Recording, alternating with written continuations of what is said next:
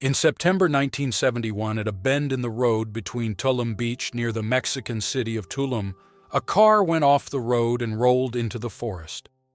The car ended up in a lake. Minutes later, it was no longer visible. The lake swallowed it. The police arrived, and hours later, the car was recovered from the bottom of the lake. Inside the car, two bodies were discovered, a man and a woman.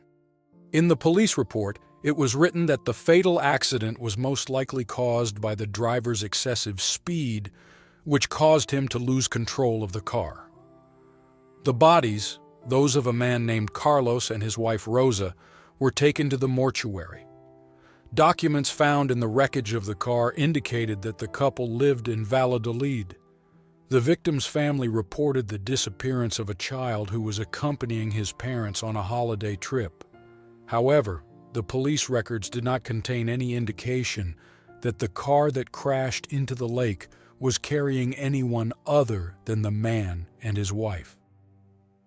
Carlos's father was almost certain that his grandson, who was never found, was still alive. A disappearance report was filed with the security services in Valladolid, and days and months passed. What was not known at the time of the accident was that a child got out of the car when it overturned, rushed into the forest, and may have remained unconscious, with a few bruises that were not serious. When he came out of his coma, the 3-year-old child walked in the forest, lost in the trees. One morning, while he was sleeping at the foot of a tree, Fernando, a man who lived in a hut overlooking the lake, spotted him.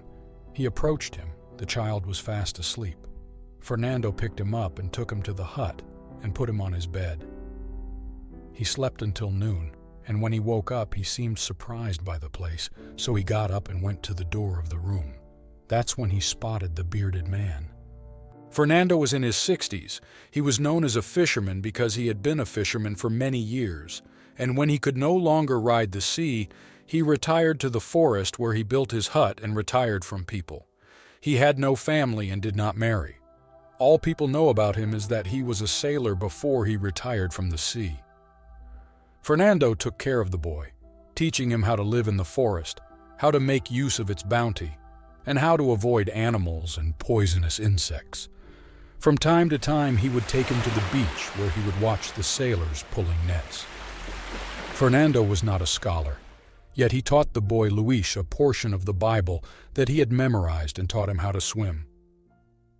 10 years after this incident, Fernando's health had deteriorated in recent years, and he passed away. Luis, now 13 years old, was left alone. He lived in a hut deep in the jungle and frequented the beach, helping the sailors drag the nets in exchange for fish. When the catch was good, he would sell his share. More often than not, he would take what he got back to the hut to eat. He was known among the sailors for his swimming and diving skills. He was a recognized diver at the age of 18.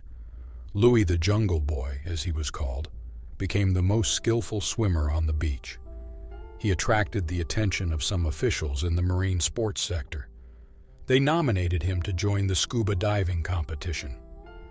He joined a diving and swimming club where he placed first. For Louis, winning those competitions was a gateway to a new phase and new horizons. He was recruited to the police camp at the beach. He was among the instructors and showed competence and ability. The following summer, he was called back to the police camp. He organized a scuba diving competition for the children, an initiative that was admired. Louis was known to return to his cottage for the rest of the year after the police camp ended. The police camp ended with a party where the children who won the diving competition were crowned.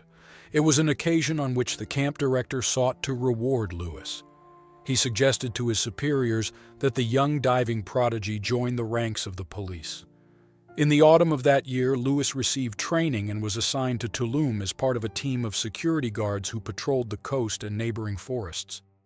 Louis officially took the Forest Boy as his surname, as he did not know any other family name or lineage.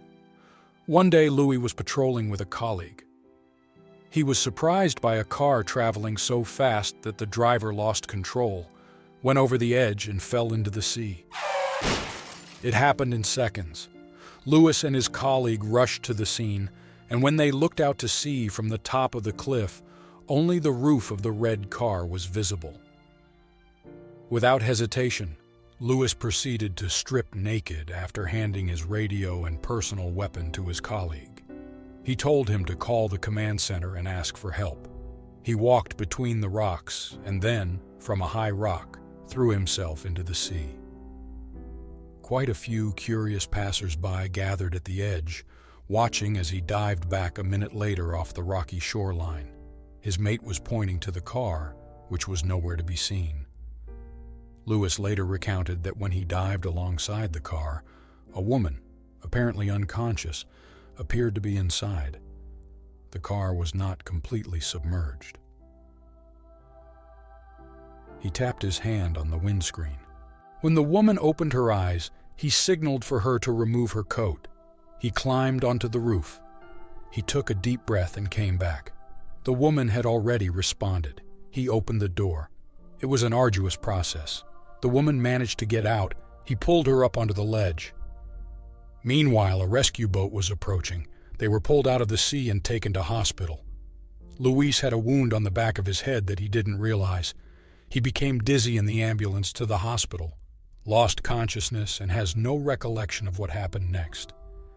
The incident received a lot of attention from the media, who praised the gallantry of Luis, the Jungle Boy, and many journalists flocked to the hospital wanting to interview the policeman or the woman he had saved from death. While they were able to speak to the woman, Carmen, they were unable to interview Luis, who had been in a coma for 5 days. He suffered a fracture in the back of his skull when he threw himself into the sea to save the woman.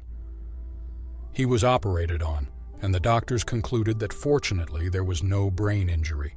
Ms. Joanna was one of the journalists who stayed near the room where Luis was lying, and as the days went by, she became the only one to visit the hospital and was lucky enough to be present when he came out of his coma.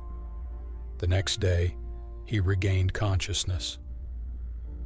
Joanna questioned him, discovering that he was a man of few words. She brought him a copy of the newspaper with his picture on the front page and endeavored to find out more about him. He started talking and told her his story in the forest, in Fernando's hut. She stopped at a piece of information. Luis said that Fernando told him one day that he was found in the woods a day or two after a terrible car accident in which a car plunged into the lake and killed a man and his wife. Luis said that other than that, he didn't know anything else about his story. The journalist Joanna saw something in what Luis had said that made for an interesting investigation. She went back to the police records. She found the incident recorded. The record included information such as the victim's address in Valladolid. At the end of the week, she went to Valladolid and was pleased to find that the man's father, Juan Pablo Diaz, was still alive. I learned from him that he was still waiting for the day when he would find Luis, his grandson, who was never found after the incident. Based on what Juan Pablo Diaz said, the search warrant he had filed with the police was found with a photo of Luis when he was 2 years old. Joanna realized that she had discovered Luis's family. Based on the search warrant for Luis, it was possible to analyze the genetic fingerprints of Juan Pablo Diaz and Luis. The results came back a few days later, proving the paternal bond between Luis and Juan Pablo Diaz. The meeting between Luis and his grandfather finally had to be organized, and they were called. Luis and Juan met. It was a wonderful and sad moment. The grandfather said he was sure his grandson was not dead. From that day on, there was no longer a man named Luis, the boy from the jungle, in the ranks of the police. His name was now Luis Pablo Diaz.